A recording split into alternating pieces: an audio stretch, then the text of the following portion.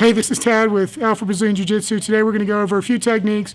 We're going to start from standing. We're going to do a low inside single, carry that to a leg drag, to a leg weave position.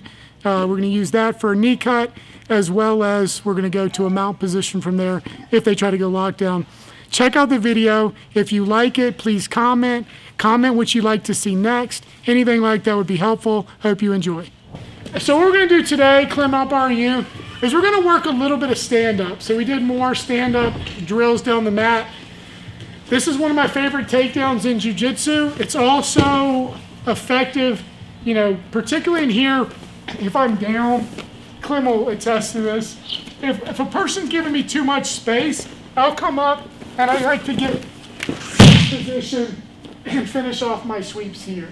But we're going to start from standing, something very similar. It's called an inside single, inside low single. So the key for this is the pressure and the angle. So if I look at his foot, so you just stay where you are, the angle that I want to put the pressure on is not straight back and it's not to the side. It's close to the back, but just a little bit outside. So if I do this correctly, and I'm here, when I shoot in, I'm going to block. I put my hand to the mat, cup it here, and then I'm blocking with my forearm over the foot. I do that because I don't want him to twist his foot or change the angle on me. Once I've shot in, I want to maintain the angle that I have. So I'm here, and my pressure is going to be inside the shin, below the knee, but I'm still going to have my head up here. And then I'm just going to drive back, and down he goes. As soon as he goes down, I'm going to come up, and I'm going to go straight into a leg drag and a cross. And this is where we're going to stop for our position. So I kind of started all the way down. How do I get my angle? So I'm going to circle, and the reason why I like this for jiu-jitsu as opposed to like our double legs and stuff like that, if a guy gets a grip on you in a tournament, it becomes very difficult for you to do a lot of your wrestling takedowns. This becomes more of a judo thing. And we also say that with our double leg takedowns and things, you kind of want to be within arm's reach, which means you're in grip reach. So this isn't as good. And then you have to deal with this, break this off, separate, and go again. But the gi really slows down a lot of the wrestling type takedowns. But for this single, I can be a little bit further away. The other thing I'll do is I'll kind of measure it up. A lot of guys in jiu-jitsu aren't expecting you to shoot, so if I change my level and the person doesn't respond, if you do this to a wrestler, the wrestler's already starting to sprawl. He's already going to be respectful of your level change. So if I change my level and the person doesn't go back, then I'm going to do it on my next one. I come down and I'm inside, locking all the way to the floor. I'm going to keep the ankle come up, change it to the other side. It goes into my hip pocket, and I don't want to stay up high here. I want to move so that his knees are together on the opposite side in this position. And I'm going to use my chest to keep his leg down. And depending on what he does here with this arm, I'm usually going to come up, scooping this position so that I can circle around, potentially start to attack the back. So a couple details, because we're going to go slow at first. This is another one, I trust Clem.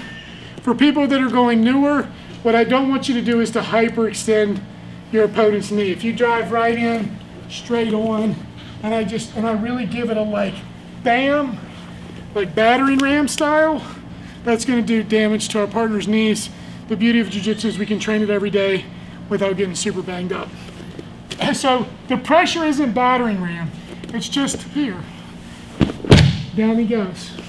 All right, then I'm going to pop up and go. The other thing I'm going to do with this arm, so stand back up, is I don't want him to step around. So I'm going to block with this arm. So I shoot in, and I'm just going to kind of, I don't really reach for this, but I just keep the arm here in case he tries to jump around.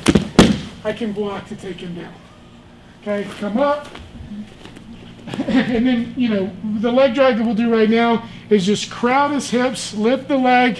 I have both pant grips across, and then I'm driving my knee to the mat here, and then heavy pressure. And then that gives us the ability to do a lot of different stuff. You know, we have our leg weave position where we come here for passes. We have back takes. You know, if we go to this position, right, then we can start to come up to mount lots of different stuff. So Clem was making a good point, so that's sort of why we do certain things. So just go ahead and start down. So let's say I just came up with the leg, I drag it across, and I'm coming here. In jiu-jitsu, it's really about control. So I have way more control over his leg if I keep one foot on each side. You know, it's not necessarily the end of the world if I come over, but if I come over and I don't have grips and stuff up here, I'm giving him space. There's nothing anchoring his hips to the floor anymore. Here, I have his leg, by extension his hip anchored to the floor, and then I have some heavy pressure here as well. Now what I'm going to do for this next part is we're going to go to our leg weave position. So I'm going to keep heavy here, and I'm going to go ahead and start getting my underhook on this side. Okay? And then I'm just going to come up a little bit and replace my knee with the knee from the other side. But I need to stay heavy. It's my chest on the outside of his hip here. If I'm not heavy here, and he just clamped down on my arm, and then turn. Like, that was like the worst takedown in the history. Like, I went all the way to a really good spot, and then I lost it. So I'm stepping through here and I'm heavy. So if he tries to knock me over with this hip, it's very difficult because he's got my whole body weight to contend with. All right, so the first one I'm going to do is going to be our knee cut pass on this side, which is, you know, be a little gentle with your partners depending on their flexibility. But I'm bringing my free foot. I'm going to put it back in for a second, and I'm going to catch right behind his Achilles. And I'm going to walk this up heel to toe. Okay, nice and heavy here. I'm holding beyond the elbow on the tricep.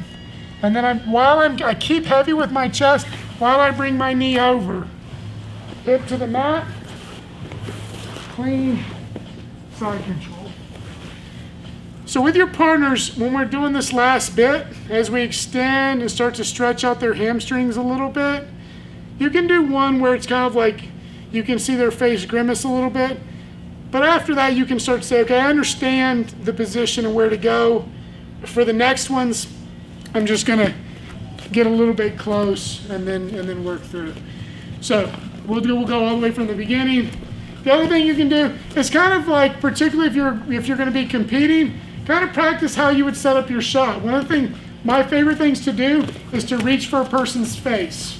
This causes a person to blink, and then I'm down and I'm over. Heavy, switch my legs. Here, okay? Now, my foot that's free, again, the only thing keeping me in this position is my underhook if he tries to roll and my weight on his leg. My free foot comes behind the Achilles, extends. This time this will be good enough. I wanted to make it tougher on him. I'll walk it up, here's fine. I'm gonna pull up on this, slide through, hips to the mat, release, walk back, side control. So the next position we're gonna do is after I get to my leg drag, so I was here, I stepped over, and now he figure four, he clamps me down. He says, you're not gonna get this pass, I'm gonna lock this up. This is a position that we've done quite a bit in here. I'm gonna keep my underhook. I'm gonna get this. I wanna create some space because I want this knee to come all the way up to his armpit. Here. Now I'm gonna scoop under the head. Gable grip, so I have good pressure here, shoulder pressure, head control. This leg is just gonna step around, so I'm gonna rotate this way so people can see a little bit better. So I'm just stepping this knee through. I'm keeping it low. I'm just tracing this line up in the mount. Here. It's a really deceptive position for the bottom person. The bottom person feels that they have pretty good control over that leg, but there's a weakness in that hold, and as soon as you go to mount, they discover it. So again, I come down, I get to this position, and then they clamp me in, all right? I'm controlling the elbow, bringing my knee up high, scooping, head control, and I'm going to keep everything tight from here on out. This leg, I'm just pointing my knee over and up. It's, when you're working with your partner, for the first few, bottom person, just lock the legs, okay? Nothing crazy. But later start to add a little bit more resistance and you'll sort of start to feel the, okay, like I actually can't keep it there if I want to. They have a better angle on the escape and they're gonna get to mount. So now, if you wanna continue working the takedown, that's fine. If you wanna just start from a leg drag position, you can start here and leg drag, okay, and work the position this way. Either one's fine. You've done a lot of the takedowns so far.